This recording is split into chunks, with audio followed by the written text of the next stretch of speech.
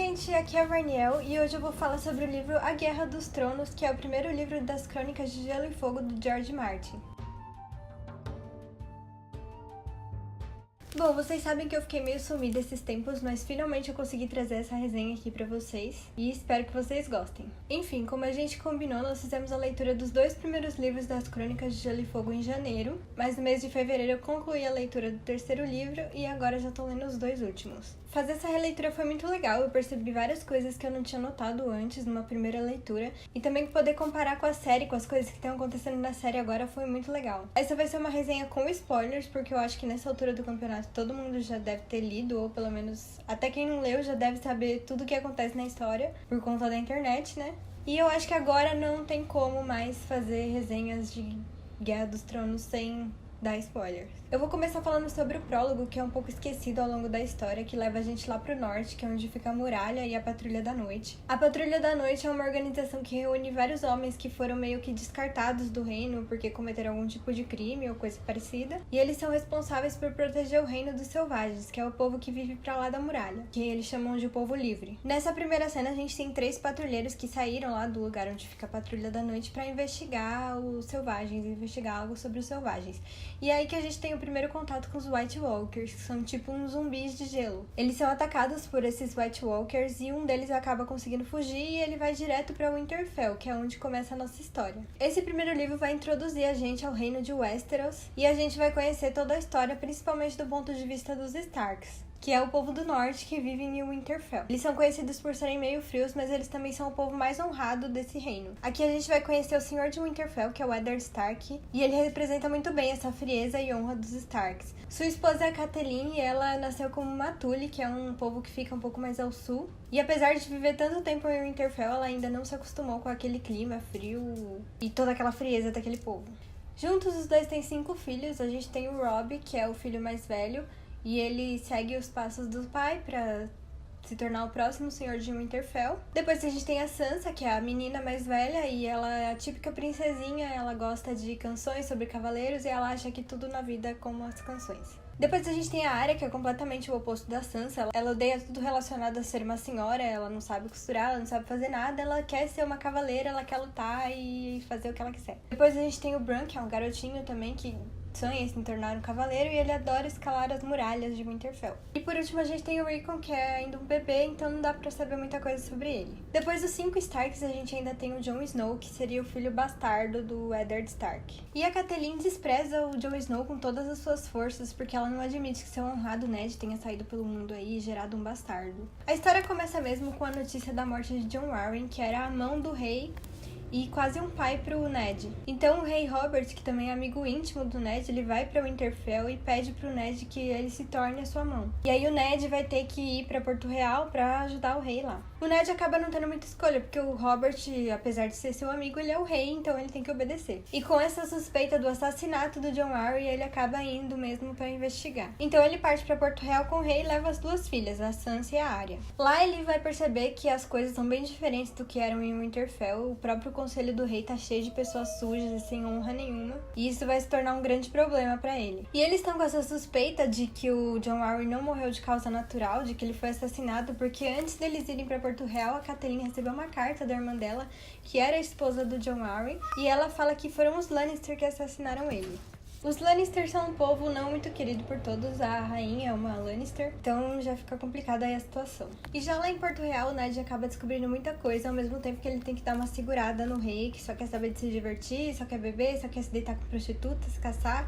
Ele mal aparece no conselho pra saber o que realmente tá acontecendo no reino, e ele passa mais tempo bêbado do que sobra, então fica difícil fazer ele escutar alguma coisa. E aí o Ned se vê rodeado de pessoas que ele não pode confiar, e mesmo assim ele coloca sua honra em primeiro lugar, ele tenta fazer o rei escutar, ele quer fazer justiça e isso acaba sendo a ruína dele. Toda essa investigação que o Ned faz acaba levando a gente a pensar que ele é o protagonista da história, mas não é bem assim. A história é narrada de vários pontos de vista e ao longo dos outros livros vai aparecendo mais personagens e na verdade não tem um protagonista certo. E além disso, no primeiro livro a gente acaba se deparando com uma das cenas mais chocantes dessa história, que é quando o Ned acaba sendo executado, ele perde a cabeça e a gente fica todo mundo chocado porque como assim o protagonista morreu? E aí essa história de protagonismo vai por água abaixo. Bom, como eu disse, a história é narrada de pontos de vista de vários personagens. Então, nesse primeiro livro, a gente, além do Ned, tem a história da Sansa e da Arya, que acabam se entrelaçando com a dele, porque tá todo mundo em Porto Real. E aí, a Sansa, eu acho que é uma das personagens mais chatas dessa história, pelo menos nesse primeiro livro. A Sansa vai pra Porto Real com aquele ar sonhador, achando que agora ela vai viver uma vida de princesa. Ela é iludida pelas canções que ela escuta desde criança e ela acha que todo mundo que trata ela com gentileza são pessoas boas. Ela é extremamente irritante. Nesse primeiro momento, ela não desconfia de ninguém. Ela só vai acordar pra vida depois que ela vê o pai dela sendo morto, mesmo depois dela ter implorado pro rei Joffrey, né, que depois o rei morreu também, e aí o Joffrey, que era filho dele, passa a ser o rei. E aí a Sansa implora pra ele poupar o pai, mas ele acaba matando o pai dela na frente de todo mundo e na frente dela mesmo. E aí ela acorda pra vida e ela vê que nem tudo são como as canções, a vida pode ser cruel. O comportamento dela muda um pouco nos outros livros, mas ela continua sendo meio chatinha. Só na série aí que a gente viu ela acender, né? Ela ficou muito foda na série. Depois a gente tem a Arya, que é uma das minhas personagens favoritas. Ela faz pouca coisa nesse primeiro livro. Ela é uma criança ainda, né? Muito novinha, então ela fica um pouco escondida. E ela é totalmente o oposto da Sansa. E desde o começo ela vive entrando em conflito com a Sansa. E ela já arruma confusão com os Lannisters antes mesmo de chegar em Porto Real. Ela já chega lá odiando todo mundo. E ela sente muita falta do meio-irmão Jon Snow, que era o único que parecia aceitar ela do jeito que ela era, do jeito que ela queria ser, que não era ser uma senhora, ela queria ser uma guerreira. E também foi o Jon que deu a agulha pra ela, que é uma espada que ela guarda com muito carinho, e mais pra frente ela aprende a usar. O Ned também é um pouco compreensivo com ela, apesar de todas essas conflitos que ela causa. Ele acaba entendendo o lado dela, e tem até uma cena que ela mostra a agulha pra ele, e ela acha que ele vai tirar dela, mas ele acaba deixando ela ficar com a agulha, e ele até contrata um professor de esgrima pra ela. Mas como eu disse, a Arya passa um pouco despercebida nesse livro, ela passa mais tempo escondida aí, por aí, caçando gatos, escalando as muralhas. E aí, numa dessas caçadas dela, a gente vê uma cena interessante que ela escuta uma conversa ali entre duas pessoas falando algo sobre matar a mão do rei, que seria o pai dela, né? E ela vai correndo avisar pro pai dela, mas ele não dá muitos ouvidos. E aí, depois disso, a vida dela só vai de mal a pior, ela acaba tendo que fugir. Quando acontece toda a confusão lá, que o pai dela vai preso por conspirar contra o rei, ela acaba ficando sozinha, ela tem que fugir, e aí ela acaba perdida por Porto Real, sozinha.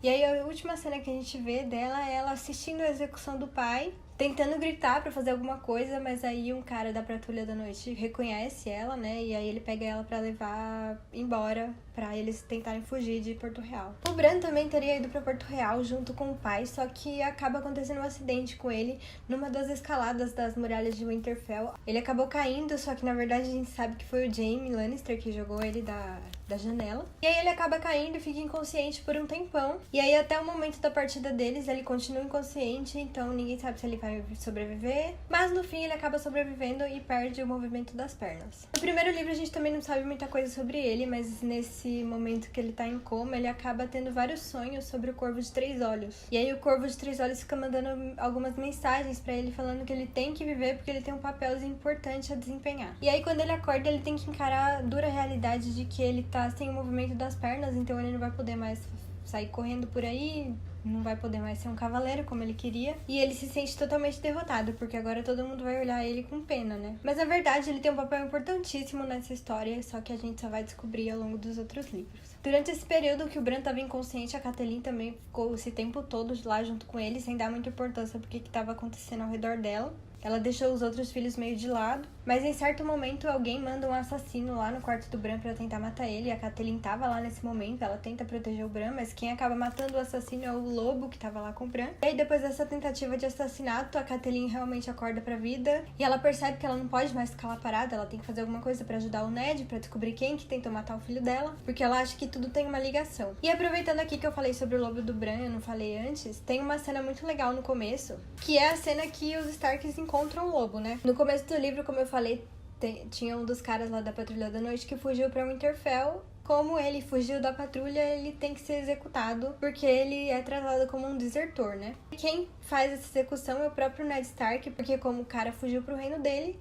e ele é o senhor de Winterfell, é ele que tem que fazer a execução. E aí nessa execução eles convidam o Bran pra ir, que é a primeira execução que ele vai assistir realmente. E na volta o Jon Snow encontra uma loba gigante morta e com uma ninhada de filhotinhos. E aí são 5 filhotinhos. Os Starks têm 5 filhos, então 5 filhotinhos pra cada filho. E ele se exclui, porque ele é um bastardo, então não tem importância. Mas depois eles acabam encontrando um outro filhotinho também, o Fantasma, que é seria que meio que o bastardo da ninhada. Ele é branco, de olhos vermelhos, ele é bem diferente de todos os outros lobos. lobos. E aí eles encontram esses filhotes, cada um fica com um, e isso foi meio que um sinal, né? Um lobo pra cada Stark. E aí esses lobos passam a proteger os Starks, eles são muito ligados assim, entre eles. E tem outra coisa que eu não tinha me ligado no primeiro momento também, mas até a Catelyn nota isso e fica um pouco preocupada, que quando eles encontraram essa loba gigante, ela tava morta com um chifre de veado fincado aqui, né? O lobo gigante é o símbolo dos Starks e o veado é o símbolo da casa Baratheon, que é do rei. Então seria como se os Baratheon fossem a ruína dos Starks. E aí realmente aconteceu, né? Antes, né, de ir pra Porto Real, a Catelyn tenta alertar ele sobre isso, mas ele acaba não tendo escolha mesmo e vai pra Porto Real. Eu sinceramente não gosto muito das partes da Catelyn, mas não posso negar que ela é uma personagem extremamente forte e inteligente, e também uma das personagens que mais sofre ao longo da história. Primeiro, ela tem seu filho jogado de um penhasco. Depois um assassino tenta matar ele e ela acaba com as mãos esfoladas porque ela tentou lá proteger ele. Depois seu marido morre e suas filhas ficam uma perdida e outra fica presa em Porto Real. Imagina a loucura que não deve passar pela cabeça dessa mulher. E mesmo assim ela permanece forte e faz de tudo pra salvar os filhos, pra ajudar os filhos, pra tentar resolver tudo. E no fim ela só quer a paz, ela quer viver feliz com os filhos dela. E aí a gente tem a parte da história que é narrada pelo Jon Snow, que nos leva novamente pra Patrulha da Noite. Patrulha da Noite. Então, como não restou lugar nenhum pra ele entre a família Stark, ele acaba indo vestir o negro. No começo ele fica muito ansioso pra ir pra patrulha, o tio dele é um patrulheiro, e ele admira muito esse tio, que é o tio Benji, que também é um Stark e é primeiro patrulheiro. Mas quando ele realmente chega lá e vê como são as coisas na patrulha, ele acaba meio que não gostando muito. Não é nada do que ele esperava e demora um pouco pra ele achar o lugar dele lá.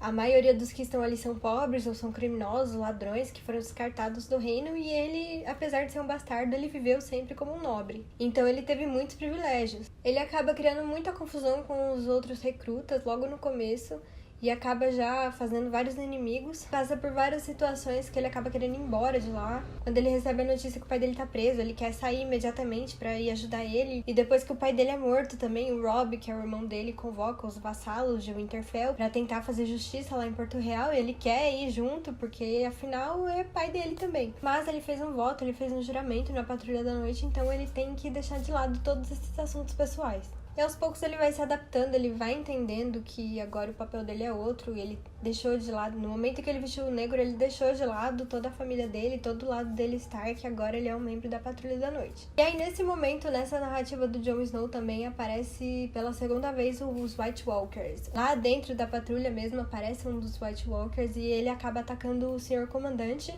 E aí quem salva ele é o Jon Snow. Depois disso ele é reconhecido pelo Senhor Comandante. E aí ele recebe uma espada de presente. Essa espada seria dada pro filho do Lord Mormont, que é o Senhor Comandante. Mas esse filho foi exilado, então a espada ficou lá de lado. E aí ele manda reforjar essa espada e aí a guarda no formato de uma cabeça de lobo. É o que representa a casa Stark e também o lobo do Jon Snow, né? Que é o fantasma, que foi com ele pra muralha.